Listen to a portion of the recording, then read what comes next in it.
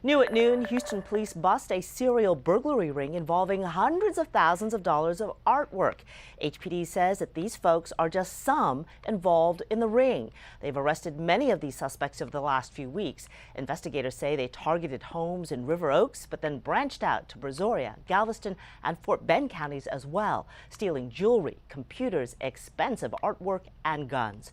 Investigators believe they used social media as a way to gain information about their victims.